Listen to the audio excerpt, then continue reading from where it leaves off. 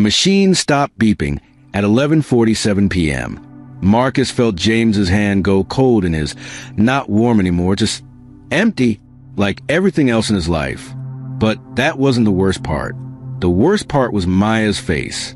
No tears, no sadness, just her eyes locked on her phone, fingers flying across the screen while her father, the man who raised her, who fed Marcus when he had nothing, died 3 feet away. Maya, Marcus whispered, his voice breaking. She looked up and smiled, not at him, at whoever was on the other end of that text. Then she reached into her purse and pulled out papers, legal papers. "Sign these," she said, dropping them on James's chest, on his dead father-in-law's chest. "We're done." Hold on, before we go further. If you've ever trusted someone who destroyed you, if you've ever given everything and got nothing back, hit that like button right now. Because what happens next, it's going to hurt. It's going to shock you. And by the end, you'll understand why some revenge is worth waiting for. Subscribe and turn on notifications. 72 hours earlier, Marcus hadn't slept in 3 days. His startup, Technova Solutions, the company he poured 5 years and every dollar into, was dead, bankrupt, gone. He sat in their tiny apartment, staring at his laptop screen. Red numbers everywhere, debt piling up like snow in a storm. His phone buzzed with angry messages from investors, from employees he couldn't pay, from everyone he'd let down. Marcus. Maya walked in, grocery bags in her arms. "Did you call your dad again?" His jaw tightened. "No. Why not? We need money. The rent's due. My dad's hospital bills." "I'm not calling him." Maya slammed the bags on the counter. "Your pride is going to kill us. James is dying, Marcus. Dying. And we can't even afford his medications because you won't ask your family for help." Marcus stood up slowly. His hand shook, not from anger, but from shame so deep it felt like drowning. "My father disowned me, Maya. When the company failed the first time, when I lost his money on bad deals, he told me I was dead to him. I can't." "Then we're dead too," she said quietly, "because James has been paying for everything. Our rent, our food, your failed business dreams. A mechanic, Marcus, a dying mechanic, has been keeping us alive while you play entrepreneur." The words hit him like bullets, because she was right. James, sweet, quiet James who fixed cars for 40 years and never complained, had been slipping the money for months, paying bills Marcus couldn't cover, buying groceries when their fridge was empty. And now James was in the hospital, machines breathing for him, because the cancer had spread everywhere. "I'll fix this," Marcus said. "I promise. I'll get a job. You've been saying that for 2 years. Maya grabbed her phone. "I have to go check on Dad." "Don't wait up." She left without kissing him goodbye. Marcus sat back down and cried. 48 hours before James died, the ICU smelled like cleaning solution and sadness. Marcus sat beside James's bed, holding his hand. The old man's breathing was wet and rough, each breath a fight. "Son," James whispered, his eyes opening slightly. "I'm here." Marcus leaned closer. "You're better than you think." James coughed, and Marcus grabbed tissues, wiping blood from his lips. Don't let them. "Don't talk, James. Save your energy." But James gripped his hand with surprising force. "Envelope under my mattress. At home. Wait until she shows you who she is. Then open it." "What are you talking about?" James's eyes filled with tears. "She's not who you think. Protect yourself, son.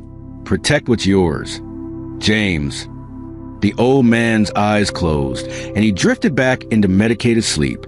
Marcus sat there, confused and scared. Behind him, the door cracked open. Maya stepped in, but she wasn't alone. A woman in a sharp business suit stood with her. Tall, confident, beautiful in that cold corporate way. She touched Maya's lower back, and Maya leaned into it. Natural, comfortable, familiar. "Marcus, this is Vanessa," Maya said, not meeting his eyes. She's helping with Dad's legal stuff, his will and everything. Vanessa extended a hand, her smile sharp as glass. Nice to finally meet you. Maya's told me so much. Marcus shook her hand, feeling ice run through him. Something was wrong. Very wrong. 24 hours before James died, Marcus came home to find Maya packing. What are you doing? She didn't look at him, just kept folding clothes, putting them in a suitcase. Maya, what's going on? I'm staying at Vanessa's tonight. Dad's getting worse, and I need space. Space? Your father's dying, and you need space for me. She finally turned, and her eyes were empty, like she'd already left him in her mind weeks ago. This isn't working, Marcus. What isn't working? Us. This. You. She gestured at their apartment, at him, at everything they'd built. I'm tired. Tired of being poor. Tired of watching you fail. Tired of pretending we're going to be okay when we both know we're drowning. Marcus felt his chest crack open. We have a baby coming, Maya. You're 4 months pregnant. We're supposed to. Are we sure it's even yours? The room went silent. Cold silent. What did you just say? Maya zipped her suitcase. I'm not doing this right now. I'll be back tomorrow for the rest of my stuff. Maya, answer me. But she walked out and Marcus stood there, feeling like someone had scooped out his insides and left him hollow. He didn't sleep that night. He just sat in the dark, staring at nothing, wondering when his life had become a nightmare he couldn't wake up from. The hospital called at 11 p.m. Mr. Chen, you need to come now. James it's time. Marcus drove through red lights, his heart hammering. He called Maya 17 times. She didn't answer. When he ran into the ICU, James was barely breathing, machines beeping frantically, nurses hovering. Where's Maya? Marcus asked a nurse. She was here earlier. She left about an hour ago. Left? Marcus grabbed James's hand, and the old man's eyes flickered open one last time. Son. Blood trickled from his nose. The envelope. Promise me. I promise, James. I promise. She's already gone. But you're not nothing. You're everything. Don't leave me, James. Please. But James's hand went limp. The monitors flatlined, and Marcus screamed like a wounded animal, while nurses rushed in to call the time of death. 11:47 p.m. The moment his world ended. Then the door opened. Maya walked in, Vanessa right behind her. Maya wasn't crying. Her makeup was perfect. Her dress was expensive. Where did she get money for that dress? Marcus, she said calmly. Too calmly. We need to talk. Your father just died. I know.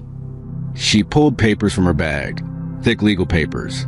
Sign these. Marcus looked down. Divorce papers. You're joking. Do I look like I'm joking?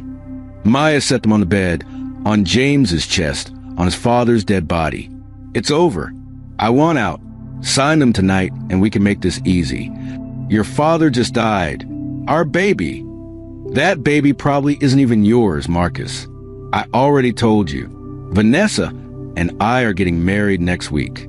I'm filing for full custody, and you won't fight me because you're broke. You have nothing. You are nothing. Vanessa stepped closer, wrapping an arm around Maya's waist. It's better this way, Marcus. Clean break. No drama. Marcus looked between them, his brain refusing to process what was happening. You've been you and her for 6 months. Maya finally met his eyes, and there was no guilt there. None. Vanessa gave me what you couldn't. Stability. Money. A future. You were just a mistake I stayed with too long. James paid for everything. Your father died supporting us. Supporting you, Maya snapped. I told him to cut you off months ago, but he felt sorry for you. Pathetic little Marcus, who couldn't even keep his own business alive. Well, Dad's gone now, and I'm done pretending. She pulled a pen from her purse and held it out. Sign. Marcus's hands shook as he took the pen, his vision blurred with tears. Behind Maya, James's body lay still, and Marcus swore he could hear the old man's last words echoing. Protect what's yours." He signed. Each letter felt like cutting his own throat. When he finished, Maya snatched the papers and smiled. Actually smiled. "Finally. Come on, Vanessa. Let's get out of this depressing place." They walked out arm in arm, leaving Marcus alone with his father-in-law's corpse and the shattered remains of his life. He collapsed beside the bed, pressing his forehead against James's cold hand. And he wept. He wept until there was nothing left inside him but emptiness. Then he remembered the envelope. 3 hours after James's death, Marcus drove to James's house in a daze. The little duplex on Maple Street, where James had lived for 30 years. Where Marcus had spent countless Sundays helping fix the leaky sink, painting the fence, listening to James tell stories about the good old days. He let himself in with the spare key. Everything smelled like James. Old Spice and motor oil and coffee. Marcus went to the bedroom, lifted the mattress with shaking hands. There it was, a yellow envelope, sealed with red wax. His name written on the front in James's careful handwriting. For Marcus. Open when she shows you the truth. Marcus sat on the floor and tore it open. Inside was a letter and a small silver key. The letter read, "Marcus, if you're reading this, then Maya has shown you who she really is. I'm sorry, son. I saw it coming months ago. The way she looked at her phone, the expensive gift she couldn't afford, the distance growing between you two.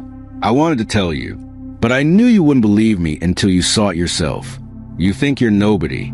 You think you failed. But you're wrong. I've known who you really are since the day Maya brought you home. I recognize your name. Hartwell. Marcus Hartwell. Son of Harlan Hartwell. The most powerful man in this country. Your father never abandoned you. Marcus. He's been watching, waiting, testing you. I was his friend, his advisor, the one person he trusted to keep his secrets. And the biggest secret? You're not bankrupt. You never were. Every dollar you lost, he replaced. Every debt you made, he covered. That trust fund he told you was gone, it's not gone. It's been growing. $5.2 trillion, son, waiting for you. The key in this envelope opens a safety deposit box at First National Bank downtown. Box 1847. Inside, you'll find everything: legal documents, access codes, proof of your inheritance. But more importantly, you'll find a letter from your father. He wanted you to learn humility first, to understand what it means to struggle, to suffer, to be broken. Because empires aren't built by soft men.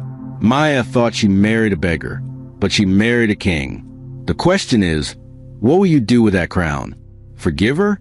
Or break her the way she broke you? Choose wisely, son. Power without mercy is tyranny. But mercy without justice is weakness. I love you, Marcus. You were the son I never had. James. Marcus read it 3 times. Then he vomited. $5.2 trillion. His father had been watching this whole time. James knew everything. And Maya had no idea what she'd just done. Marcus stood up slowly, his legs weak, his mind racing. The grief was still there. James was still dead. His marriage was still destroyed. But something else was building inside him now. Something dark and powerful and dangerous. He looked at the key in his hand, its silver surface catching the moonlight through the window.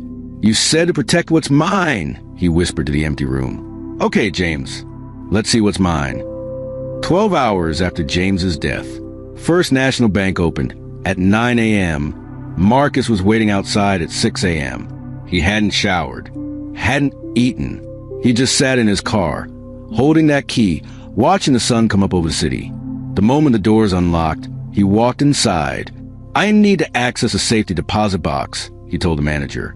Certainly, sir. Box number? 1847. The manager's eyes widened slightly. Right this way. They took an elevator down deep to a vault Marcus didn't even know existed. The manager used her key and Marcus used his, and the box slid out with a soft metallic whisper. I'll give you privacy, she said and left. Marcus opened the box. Inside were documents. Dozens of them. Legal papers bearing his father's seal. Bank statements showing numbers that didn't seem real.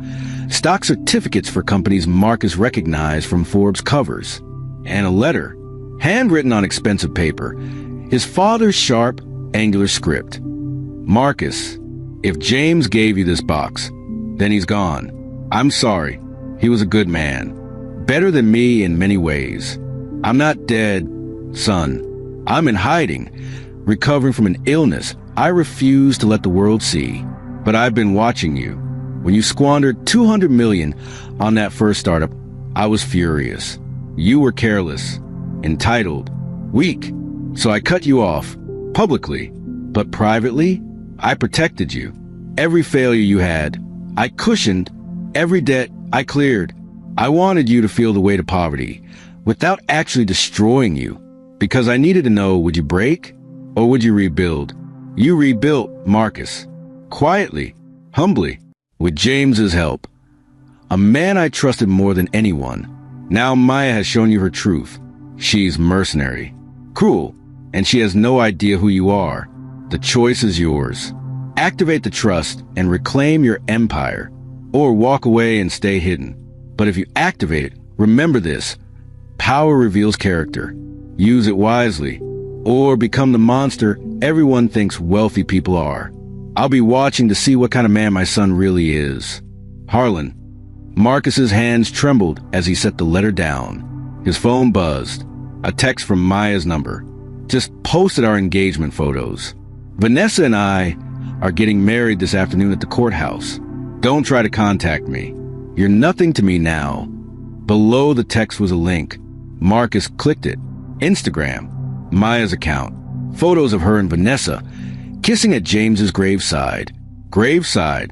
The funeral hadn't even happened yet, and they were posting engagement photos at his grave. The caption read, "Finally free, finally happy. Love wins." Hundreds of likes already. Comments, "You deserve this happiness. So glad you got away from that loser ex. Your dad would be so proud." Marcus stared at the screen until it blurred. Then he picked up his phone and made a call. Hartwell Trust Management. How may I? This is Marcus Hartwell. Authorization code. Hold on. He read from the documents. Delta 7 Charlie 9 Omega. Silence on the line. Then, Mr. Hartwell, we've been waiting for your call. How may we serve you? I want full access activated. Immediately. Certainly, sir. That will require biometric verification. Can you come to our downtown office within the hour? Marcus looked at the photos of Maya kissing Vanessa at James's grave, at the comments calling him a loser, at the woman he loved destroying everything they'd built. I'll be there in 20 minutes. He hung up. Then he picked up the papers and walked out of that vault a different man than the one who'd walked in. The broken Marcus was dead. What emerged was something else entirely. Something Maya was about to learn she should have feared. 18 hours after James's death. By noon, Marcus Hartwell, real name Marcus Chin Hartwell, hidden son of Harlan Hartwell, had full access to an empire. His phone now had a different number. Encrypted, untraceable. His bank account showed numbers that made him dizzy. $847 million in immediate liquid assets, with a full $5.2 trillion held in trusts, stocks, properties, and investments worldwide. He had a team now. Lawyers, accountants, security, people who appeared the moment he activated the trust, ready to execute any order. What do you need, sir? His new head of security asked. A woman named Chun, no relation, built like she could break bones with her thoughts. Information, Marcus said quietly. I need everything on Maya Chun and Vanessa Ortiz. Where they live, where they work, who they owe, what they own, everything. How deep? To the bone. Chin nodded. You'll have it in 4 hours. Make it 2. She smiled. Not a nice smile. Consider it done. Marcus stood in his new penthouse, purchased that morning, paid in cash, and stared out at the city. Somewhere down there, Maya was getting married. Somewhere down there, she was celebrating her freedom from the loser she divorced. His phone buzzed. A news alert. Vanessa Ortiz, CEO of Ortiz Financial Group, announced a surprise wedding to longtime partner. There was a photo, Maya in a white suit, Vanessa in black, both smiling. The article mentioned Marcus only once. Ortiz's new wife was previously married to struggling entrepreneur Marcus Chun, who recently declared bankruptcy following the collapse of his tech startup. Struggling, bankrupt, loser. That's what the world thought he was. Marcus opened a new text thread and typed a single message to his team. By Ortiz Financial Group. I don't care what it costs. I want to buy tonight. Anonymous purchase. Offshore shell company. No names. 3 dots appeared. Done. Estimate 3 hours. Marcus smiled. Not a happy smile. A wolf smile. You want to be free, Maya? He whispered to the city. Let me show you what freedom costs. 24 hours after James's death, rain poured down as they buried James. Only a handful of people showed up, some old friends from the mechanic shop, a few neighbors. Maya wasn't there. Too busy on her honeymoon, apparently. Her Instagram showed photos from a beach resort 2 hours away. Marcus stood alone under a black umbrella, watching them lower the casket. I'm sorry, James, he said quietly. I'm sorry I couldn't save you. But I promise, I'll make her understand what she threw away. He knelt and placed a single white rose on the casket before they covered it with dirt. Then he stood, turned, and walked toward his car, a brand new Mercedes, black as midnight, purchased that morning. His phone rang. Chen's voice, Sir, we have a problem. What kind of problem? Vanessa Ortiz just posted new photos. She's there at your old apartment, cleaning it out, throwing your stuff in the trash. Marcus's jaw tightened. Send me the feed. The video came through immediately. Instagram Live. Maya laughing as she threw his clothes out a window. Vanessa holding up his framed photo from their wedding, making a show of dropping it, watching it shatter. The comments were vicious. Yes, girl. Throw out that trash. He was holding you back. New life who dis. Maya picked up something else. James's old baseball cap, the one he'd given Marcus years ago. Should I keep this? She asked the camera, mockingly. Nah, trash. She threw it into a garbage bag. Marcus watched the whole thing, his face blank, his hands perfectly still. Then he made a call. Done. Change of plans. Sir, I want them to feel it slowly. I want them to watch their world crumble piece by piece. Can you do that? Absolutely, sir. What's the first move? Marcus looked at his reflection in the car window, at the man he'd become in just 24 hours. Freeze Maya's bank accounts. All of them. Every card, every checking account, every saving account. Make it look like fraud investigation. Done. What else? Ortiz Financial Group. I own it now, correct? As of 1 hour ago. Yes, sir. Through 7 layered shell companies. Vanessa has no idea. Good. I want an emergency board meeting called. Tonight, tell them the new owner is demanding immediate audit of all accounts. Put pressure on Vanessa specifically. Every contract she signed in the last year, every expense, every decision. She'll panic. That's the point. And Maya? Marcus watched the rain fall on James's fresh grave. Maya gets a special delivery. Tonight, at their honeymoon suite. What kind of delivery? A photo, just one, of her signing those divorce papers on her father's dead body. Anonymous sender. Let her think about that while she's celebrating. Silence on the line. Then, you're going to destroy them, aren't you, sir? No, Chun. I'm going to let them destroy themselves. I'm just going to watch. He hung up and drove away from the cemetery, leaving James behind but carrying his last words like a torch. Protect what's yours. And what was his?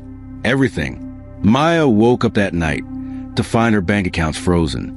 Vanessa woke up to an emergency board meeting she couldn't explain. And Marcus? Marcus sat in his penthouse, watching the city lights, holding a glass of whiskey he didn't drink, waiting, because revenge isn't about anger. It's about patience. And his was just beginning. 36 hours after James's death, Maya stretched in the king-size bed, sunlight pouring through the resort windows. Vanessa was already awake, pacing, phone pressed her ear. What do you mean emergency audit? Vanessa snapped. Who authorized that? I'm the CO. Maya sat up confused. Babe, what's wrong? Vanessa held up one finger. Wait, and kept arguing with whoever was on the phone. I don't care if the new owner wants transparency. You tell them I need notice before. What? They already started? Who the hell I asked this new owner? She hung up, looking pale. Vanessa, something's wrong at the company. The board called an emergency meeting. Someone bought controlling shares, anonymously, and they're demanding full audits of every department, starting with mine. Maya frowned. Can they do that? If they own enough shares, they can do whatever they want. Vanessa grabbed her laptop. I need to get back to the city. Now. But we just got here yesterday. Maya, if I lose my job, we lose everything. The penthouse, the cars, this lifestyle you love so much. So, yeah, we're leaving. Maya's stomach twisted, but she nodded. Okay, let me just shower and... Her phone buzzed. A text from her bank. Your checking account has been frozen due to suspected fraudulent activity. Please contact customer service immediately. What the hell? She opened her banking app. Every account showed $0. Checking. Savings. Even the joint account she'd had with Marcus. Wait! That was closed anyway. But her personal accounts? All frozen. Vanessa! Maya's voice went shrill. My bank accounts are frozen. What? Look. She shoved the phone at her. Vanessa barely glanced. Call them later. We need to go now. But as they rushed to pack, Maya couldn't shake the feeling crawling up her spine. Something was very wrong. That same morning, they were throwing suitcases in Vanessa's Mercedes when a courier appeared. Delivery for Maya Chen? That's me, Maya said, signing for a small envelope. The courier left without a word. Maya opened in the car while Vanessa drove too fast toward the city. Inside was a single photograph. It took her a moment to recognize what she was looking at. Then her stomach dropped. It was her, at the hospital, standing beside James's body. His dead body, holding divorce papers. The angle was from behind, but you could see everything.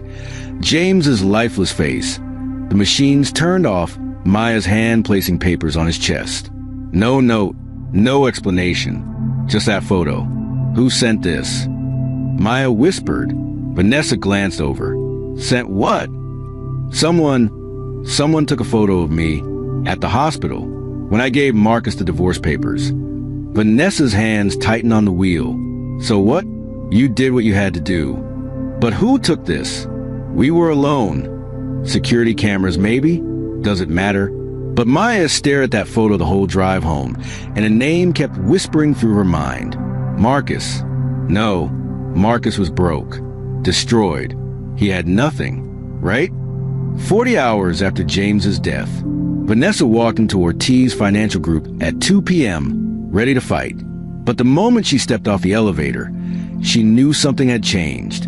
Her assistant, Michelle, who'd worked for her for 5 years, wouldn't make eye contact. Michelle, what's going on? The board is waiting for you in the main conference room.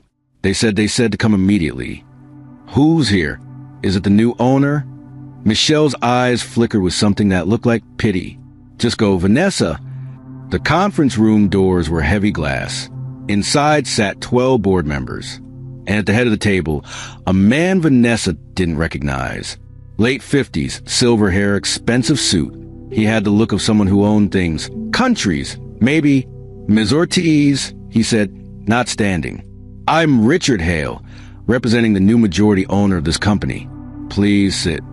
Vanessa sat, trying to project confidence. I'd like to know who this new owner is. That's not your concern. What I ask your concern are these. He slid a folder across the table. Vanessa opened it. Her blood went cold. Inside were documents showing expense reports she'd approved, contracts she'd signed, payments she'd authorized. Except they'd been altered. Numbers changed. Signatures forged. Money redirected to accounts that didn't exist. This is fraud, she whispered. Yes, Hale agreed calmly. It is... But I didn't do this. Someone changed these after I signed them. Can you prove that? Of course I can. I have copies. I have emails. We check your computer. These files match exactly what's in your system, down to the metadata, timestamps, everything. Vanessa's mind raced. That was impossible. Unless someone had access to her computer. Unless someone had... This is a setup, she said firmly. I'm being framed. By whom? I don't know, but I've worked here for 8 years. My record is spotless. You can't possibly believe. The FBI is waiting downstairs. Hale interrupted. They have a warrant for your arrest. I convinced them to give you 10 minutes to collect your personal items before they take you into custody.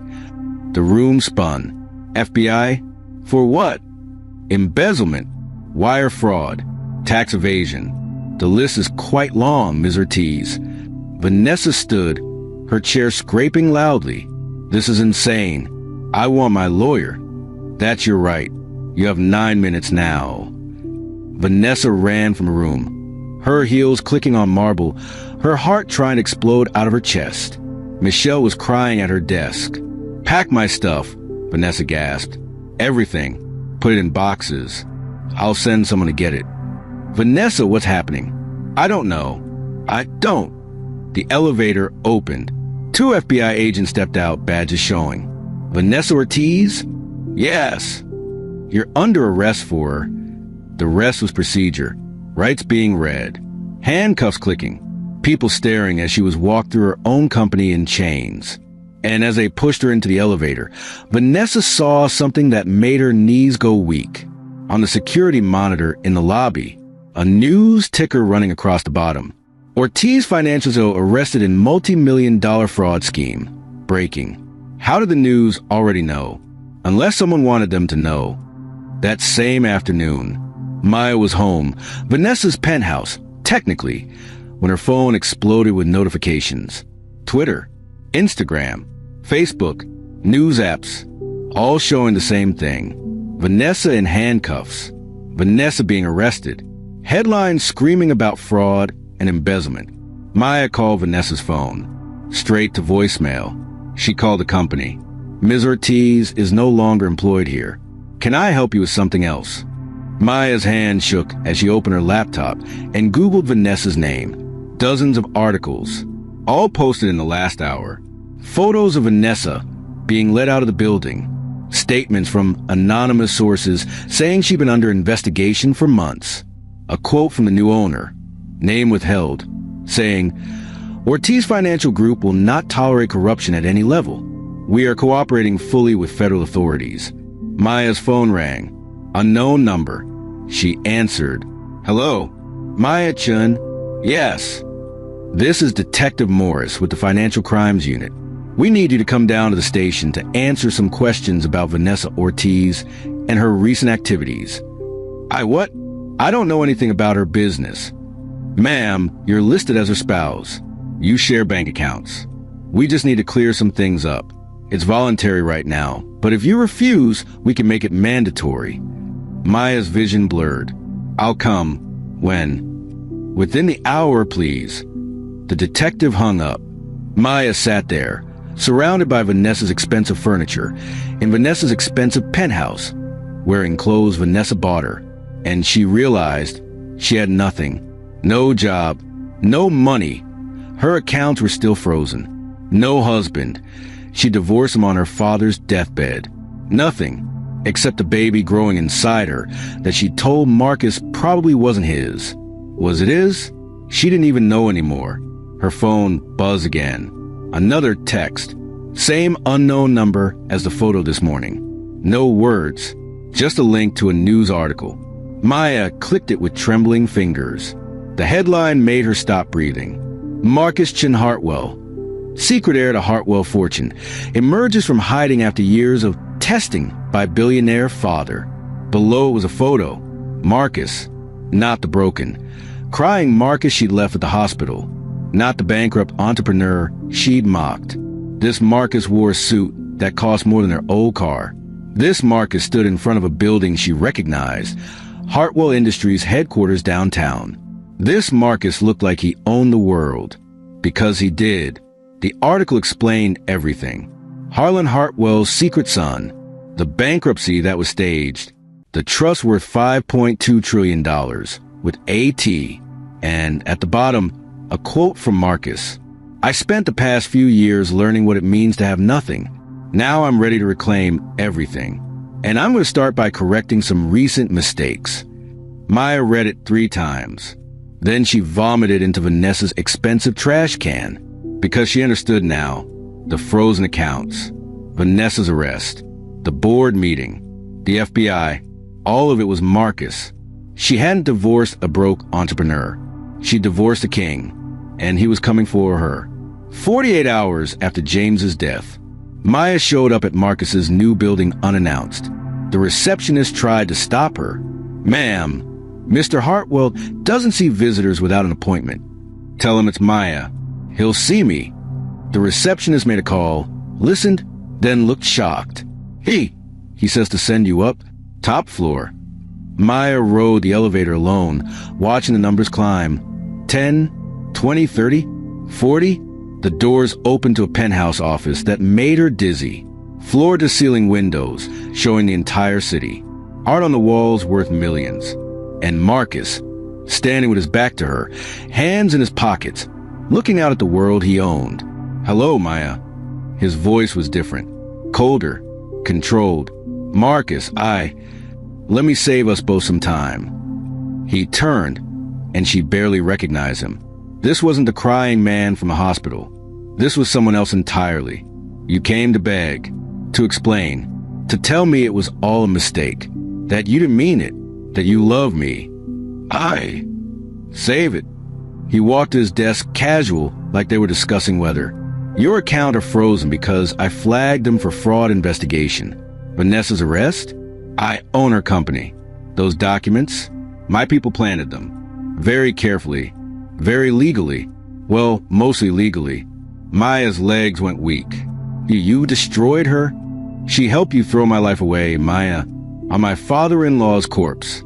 Did you really think there wouldn't be consequences? Marcus, please. I didn't know you were. Rich.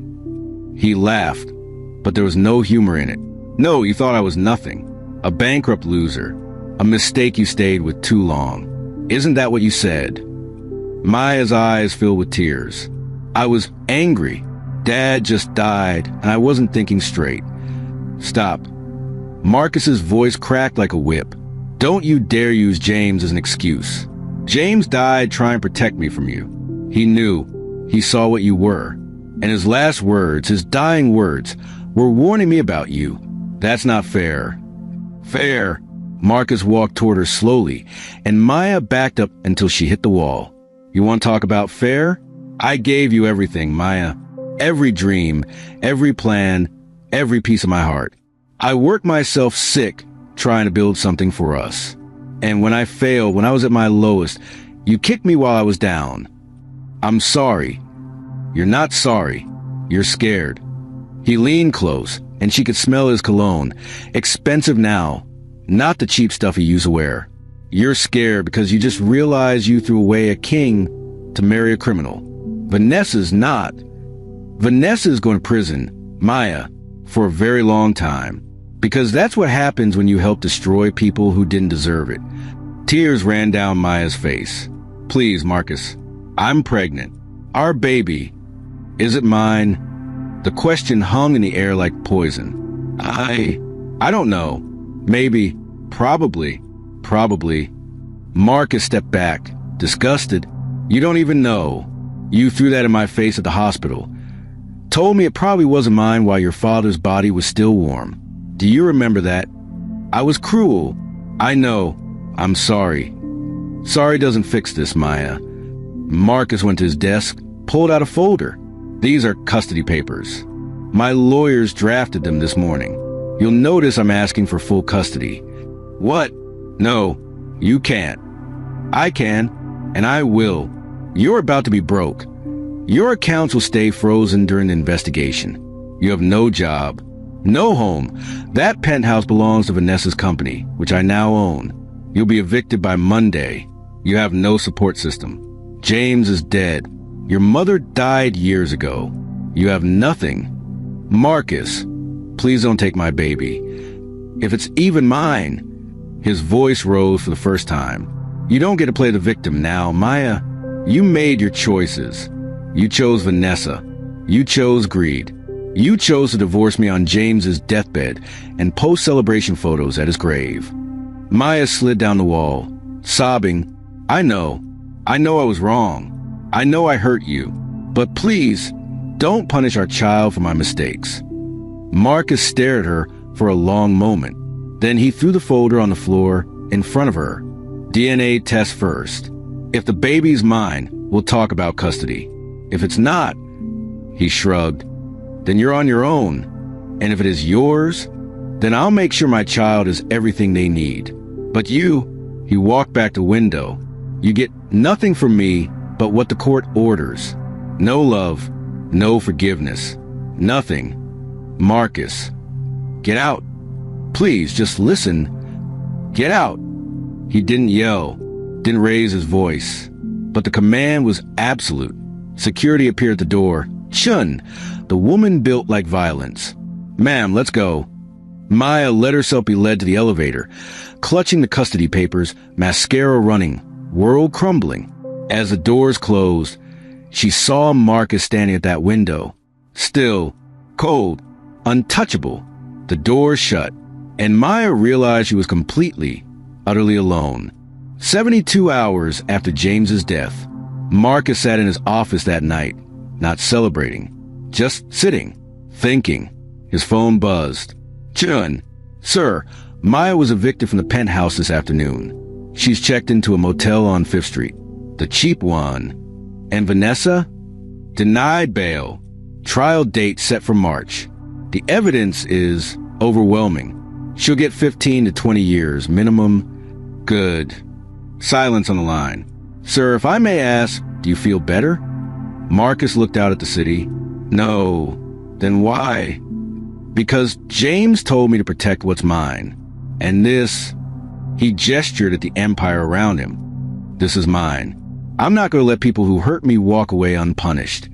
Even if it doesn't make you happy. Happiness is for people who haven't been betrayed. Chun, I'm just trying to survive. He hung up. His other phone rang, the encrypted one. His father's voice. Marcus. Father, I saw the news. Ortiz arrested. Your ex-wife evicted. You've been busy. You said I needed to learn about power. I did. And have you? Learned. Marcus closed his eyes. I've learned that revenge is empty. That breaking people doesn't fix what they broke in you. That I'm becoming someone James wouldn't recognize. But I can't stop. Because if I stop, it means they win. It means they get to hurt people and walk away clean. His father was quiet for a long moment.